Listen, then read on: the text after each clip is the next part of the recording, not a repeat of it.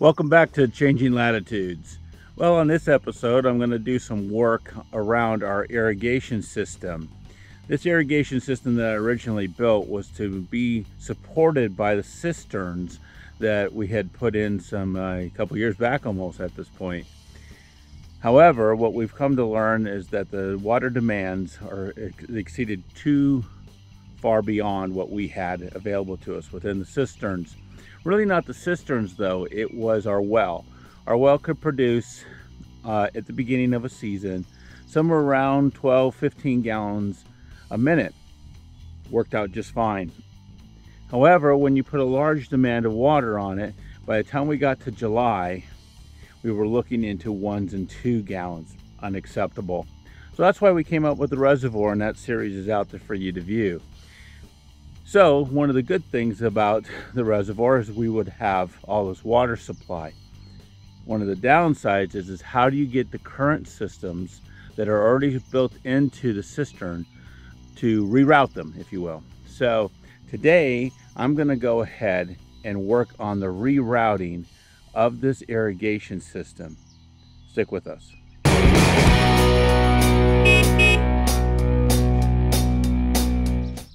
So here is the current irrigation system with over here to the left are cisterns. The cisterns are about 6,000 gallons and they support the 2 homes. So it works out really nice. Now we're going to continue to have the cistern water be the support for the irrigation around my parents' house. However, all the remaining acreage, which is close to around an acre, is going to go ahead and be supported by the reservoir when that gets completed. So I'm going to run a line from this structure right here and run it all the way up to the side of my garage, which supports, the lines back there supports all of our irrigation in the backyard and side yard around my house. So today we're going to go ahead and come across here, cut into the driveway. Disappointing to do so. We get these things completed. Reworks are never cool, but you know, it has to be done. We were planning on taking this particular section here and rework it anyway, so I guess that's one plus. And then I'll bring it all the way through. Got to pop one of the pavers here and make our way through our newly planted grass and over here to these boxes. Underneath here is a supply line that actually was rerouted in prior videos when we did the retaining wall. But now I got to go back in there, reconnect it, and get that done. So that's the plan today.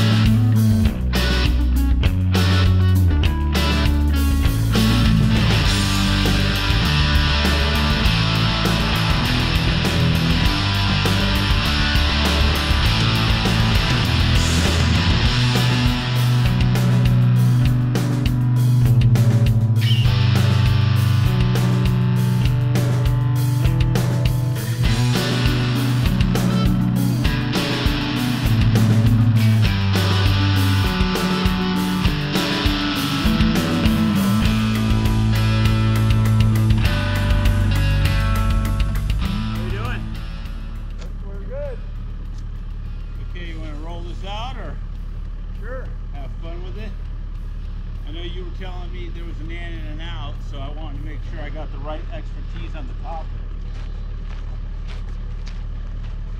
I think the out is the kind of. Why is that? Just the cap on?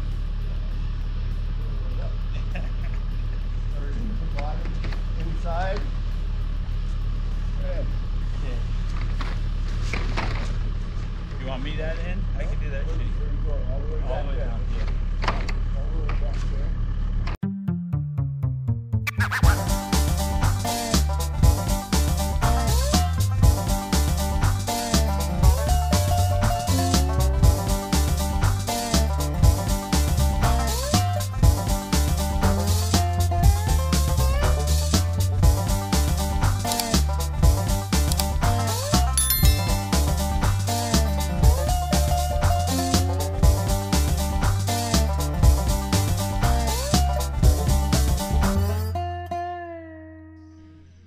first step to this retrofit is to blow out the existing water out of the line. Obviously in North Idaho I have to winterize every year, thus the access here to the water, and this fine little tool that I have made, where of course the compressor hooks up to this, and this turns into here, and we blow out the line. Now this is the worst one on my whole property. Reason being is there's a live water that is connected to it that is above this grade significantly. So normally I have to make sure that I don't have it open in, so there's no, kind of creates a vacuum and keeps the water in place. But no matter what, it's going to be messy. So first step is to blow out this line if I'm going to do this retrofit. And this is probably the part that's least exciting, except for doing the dig down to the line.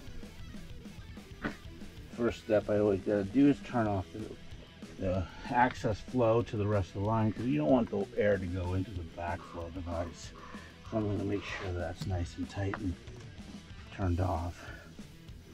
So there that is.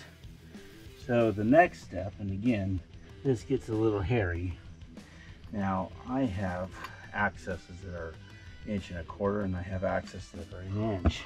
So I have to make sure that I've got this guy going in like ASAP. Now that's easier said than done. Again, I've not opened up the valve on the other end so as to create a vacuum and keep that sucked up. So cross my fingers here.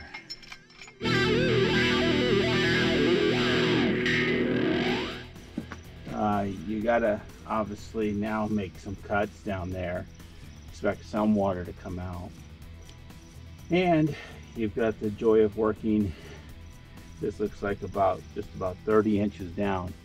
So it's really kind of a stretch to actually get to it all. So here we go. So what do I got here? I've got a guy here that's gonna connect this way to the pipes going up to the irrigation up top. And then I also have this guy going back this way, and it's gonna all be connected with a union. Then I'm gonna have it pop up and convert into this 1 1/4. This is all 1 inch. So with that, I gotta make sure that my cuts are great, not just good, but great, and make sure that it's all aligned. So I'm going to go ahead and assemble this now, and or temporarily, and go ahead and see how we have for footage. Okay, that's about right. Good news is when you're putting the pipes in, if you had to cheat 1/8 of an inch on each side, you can. But so I'm using the union because I can't bend that pipe without digging it all the way back, and that's terrible. So I'm going to go ahead and go this way because I think that's the best access to it all. And let me make some marks on this accordingly.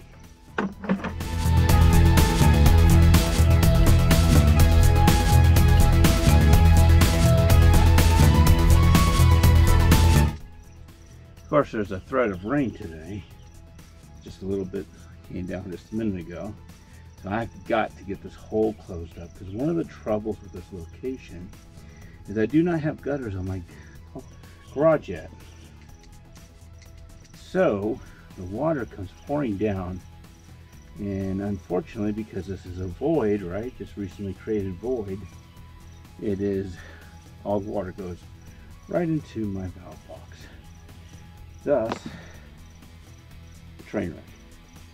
So I have to have this hole closed like now, because they can't afford, they have to come over here and pull out all the water again.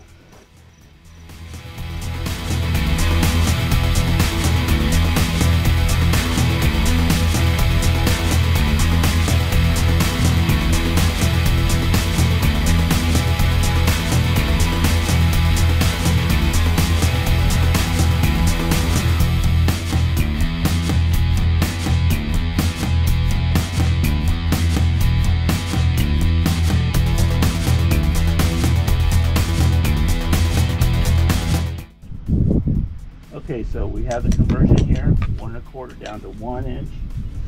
And then as we get down in there, get my foot out of the way. We're all hooked up. Got the union. Now, I don't know. I don't think that's going to leak, but I didn't get a great feeling about how it was tightened. But we'll see. Everything else will be fine.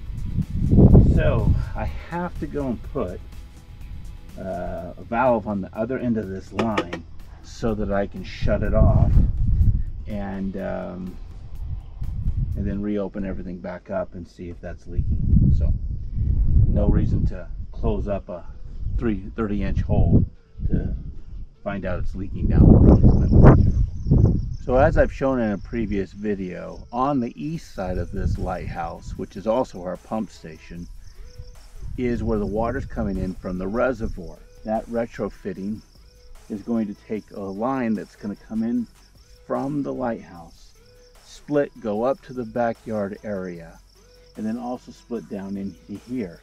Unfortunately, I've got to dismantle. That's what a retrofit is. I've got to dismantle it, rebuild it all, and reconnect it and put it back together. Of course, the digging is one thing. That's a pain, okay? But it's a lot of money too. I mean, you've got to really put a lot of extra dollars together to make everything retrofit out. Plus, if somebody was to come in after the fact, they'd go, what were you doing? Why didn't you just make it this? Well, retrofits are retrofits for a reason. You have to overcome a certain bit of it, but you don't want to take on that extra cost of going all the way to Brighton, blowing it all up. So I'm not doing that. I'm going to come back and put a union in and cut this line, get this all taken care of. So let's proceed. First step is just cutting the existing line going out to one of our feeds in the system.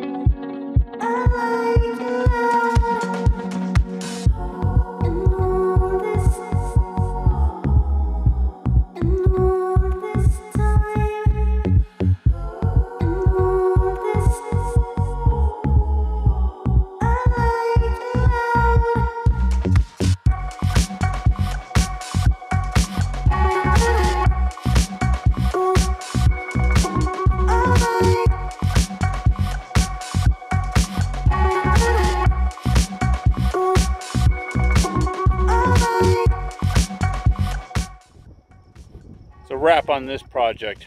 Retro suck. I tell you, retrofitting this project was just too much. I'm filthy head to toe, and ran into no real major issues that were caused by anybody but myself. But nonetheless, that's kind of how retros go, right? You go in with a plan. That plan was better originally, and unfortunately, because of changing circumstances with water supply, I had to come in with a different plan. So let me show you what I did. So get out of the light here. So here's the layout. Okay, the line going into the lighthouse is going to be coming out, if you will, from the pump, and then out to the backyard over there, and I'll show you a close-up in a second of that. But then the same line comes across, feeds the 2 irrigation boxes you see, and deals with the west and east side of the driveway as well as the center turnaround. And then there is the valve there and union to make sure that the water goes over to the east side. Okay, let me go ahead and look at the other end. Okay, line coming in from down by the lighthouse goes down and feeds into this assembly down here. That is a union that goes back to the water flow up here and into these boxes to feed the backyard. Well, I'm going to call it good today. I need a shower, need to relax. It's been a long one. See you next time.